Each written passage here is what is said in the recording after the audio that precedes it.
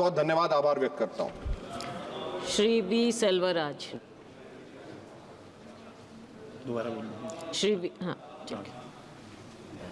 மாண்புமிகு பேரவைத் தலைவர் அவர்களே, என்னை பேச அழைத்தமைக்கும் நன்றி. நாகப்பட்டினம் நாடாளுமன்ற தொகுதி மக்களுக்கு நன்றியை தெரிவித்துக் கொள்கிறேன். இந்திய ரயில்வே துறை உலக அளவில் பணியாற்றும் இல்லை சேவையாற்றும் ஒரு மிகப்பெரிய பொதுத்துறை.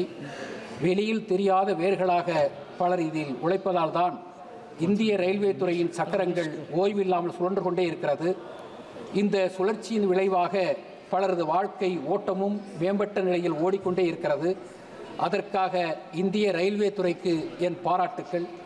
தற்போது செய்தித்தாள்களை திறந்தால் ரயில் சார்ந்த செய்திகள் இல்லாமல் ஒரு நாளும் வருவதே இல்லை.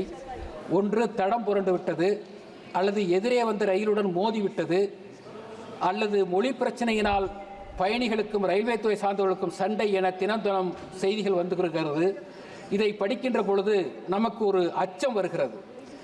காலகட்டத்தில் நாகரிக வளர்ச்சியில் மக்களின் விருப்பத்திற்கு ஏற்ப ரயில்வே துறை இன்னும் தன்னை புதுப்பித்துக் கொள்ளவில்லையோ என்று தோன்றுகிறது.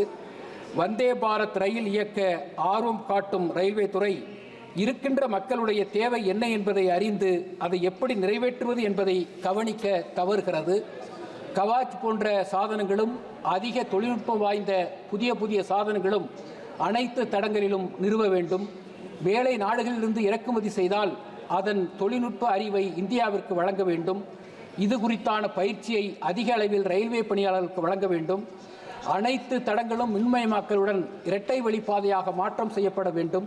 மக்களுக்காக ரயில் சேவைகள் என்று நாங்கள் அதிகாரிகளிடம் மனு செய்கிற போது ஏற்கனவே அந்த பாதை தனது முழு கொள்ளளவு எட்டிவிட்டது, இரட்டை வழிப்பாதை அமைந்தால் மட்டுமே புதிய ரயில் சாத்தியம் என்கிறார்கள். ஆகவே அனைத்து தடங்களும் இரட்டை வழிப்பாதையாக மாற்றம் செய்யப்பட வேண்டும். அம்ரித் பாரத் திட்டம் செயல்படுத்திக் கொண்டிருக்கிற பல நிலையங்களை பார்க்கின்ற பொழுது முகப்பில் ஃப்ரண்ட் எலிவேஷன் என்று சொல்லுவார்களே, அது அரசு அலங்கரிக்க ஆர்வம் காட்டுகிறது.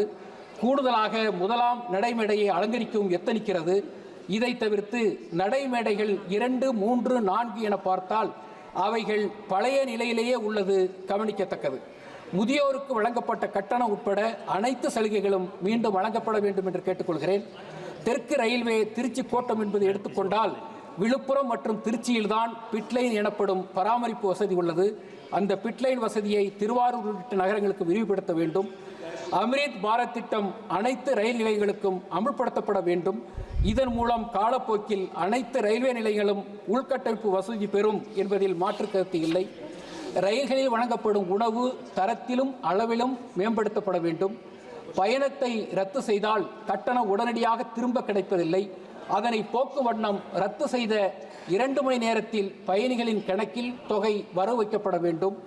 முன்பதிவு செய்து காத்திருப்போர் எண்ணிக்கை அதிகமாக உள்ள சூழலில் அந்த தடத்தில் கூடுதலாக ஒரு ரயில் இயக்க வேண்டும். அப்படி இயக்குகின்ற பொழுது அந்த அதிகாரம் கோட்டளவில் வழங்கப்பட வேண்டும். அப்படி இல்லை என்றால் பொதுப்பட்டியலின் எண்ணிக்கையை அதிகரிக்க வேண்டும்.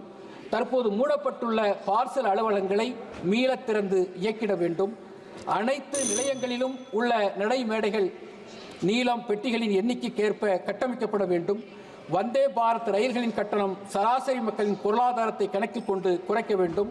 மேலும் குறுகிய தூரத்திற்கும் இதுபோன்ற ரயில்கள் இயக்கப்பட வேண்டும். மதுரை புனலூர் ரயில் காரைக்காலுக்கு நீட்டிக்க வேண்டும். காலையில் காரைக்கால் அல்லது வேளாங்கண்ணியிலிருந்து திருவாரூர் வழியாக சென்னைக்கு ஒரு விரைவு ரயில் இயக்கிட வேண்டும். வேளாங்கண்ணியில் இருந்து கோயம்புத்தூர் மற்றும் பெங்களூருக்கு விரைவு ரயில்கள் இயக்கிட வேண்டும். திருச்சியிலிருந்து தஞ்சை, நீடாமங்கலம், திருவாரூர், மயிலாடுதுறை வழியாக சென்னைக்கு விரைவு ரயில் இயக்கிட வேண்டும். திருவாரூர், நாகப்பட்டினத்தில் உள்ள அனைத்து நடைமேடைகளையும் அனைத்து தடங்களுடன் இணைக்கப்பட வேண்டும் என்று கேட்டு விடைபெறுகிறேன். நன்றி, வணக்கம்.